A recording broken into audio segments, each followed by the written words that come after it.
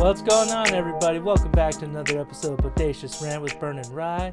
Hope everybody's been doing good. We're coming near the end of summer, and with that, some of the movies are winding down. Sort of, not really. We got Alien Romulus coming up soon. Mm-hmm.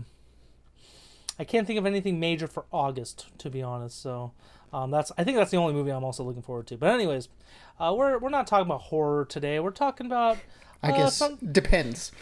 You know what? Yes, maybe a train wreck, Different kind a of plane horror. crash. Yeah, a horror that you can't help but watch.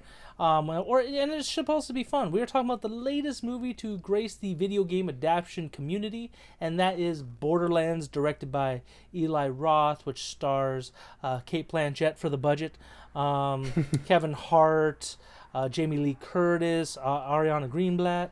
Florian Montagne, and that is pretty much that comes to mind as of now. Also Edgar Ramirez too. He's kind of in stuff here and there, so it's always nice to see him. This is a non-spoiler review, so we're not going to ruin anything for you, but to be honest, this is one of those movies I probably could and it won't matter. Yeah. So if you do like the video, please give us a thumbs up. We do appreciate that for the support.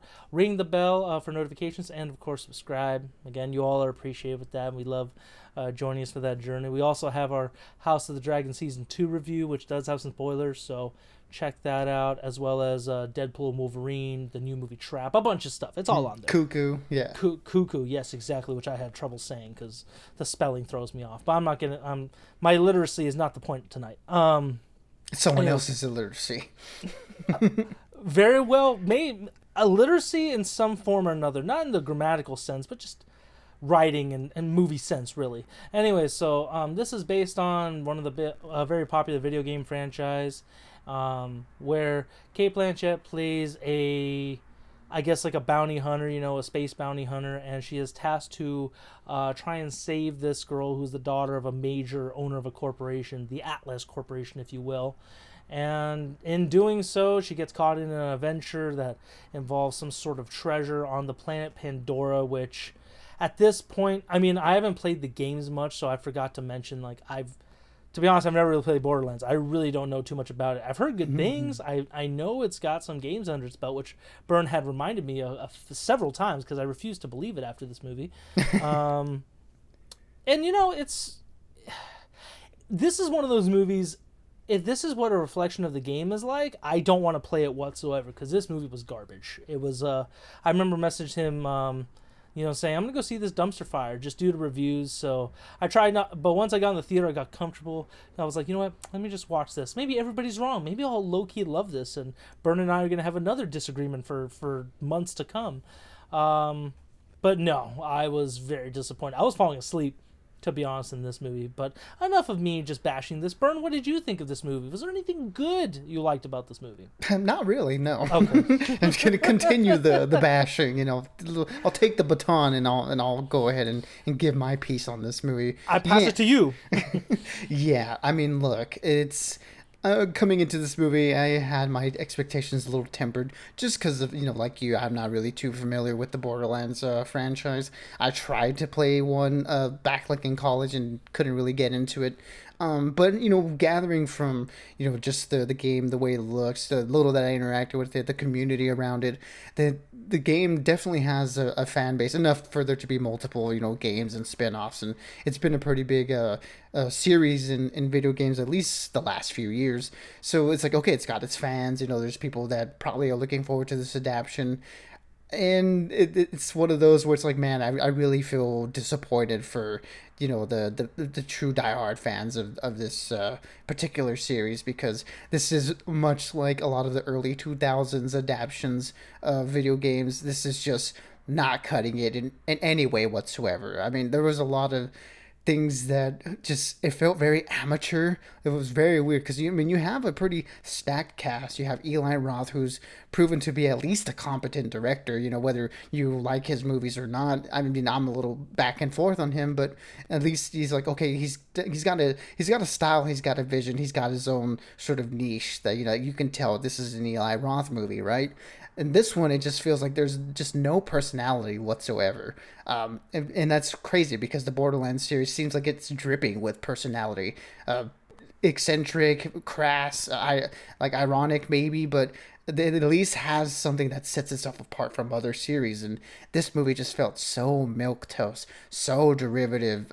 Just like if someone saw, Guardians of the Galaxy and just said, let's do that with Borderlands characters, but not as good. Clearly, it's like all the pieces in this just feel like it was taken from other things and never really manifested into its own thing, and that was very disappointing in terms of the story aspect. In terms of the character aspect, I can't really say much because there's really no characters really to speak of. I mean, you have the traditional, the stereotypical roles here. You have like the straight man, and like with Kevin Hart's character, you have the muscle, you have the crazy person, and then you have our reluctant hero, and they just feel like cardboard cutouts at the end of the day. Even despite the actors that are playing them, they really aren't given the material to work with, and it seems like they also just didn't really care enough to inject any sort of personality into these characters. It's very disappointing in that, and not to mention just the visual effects were, I mean, they were okay at best, but a lot of the times it was just very ugly to look at, and I don't know how this movie managed to do it, but it made me hate Jack Black. I mean, I still love the guy, but man, the character of Claptrap and his what he was doing in this movie is just annoying to no end. So that's just my little rant going on there. I really found nothing to enjoy in this movie.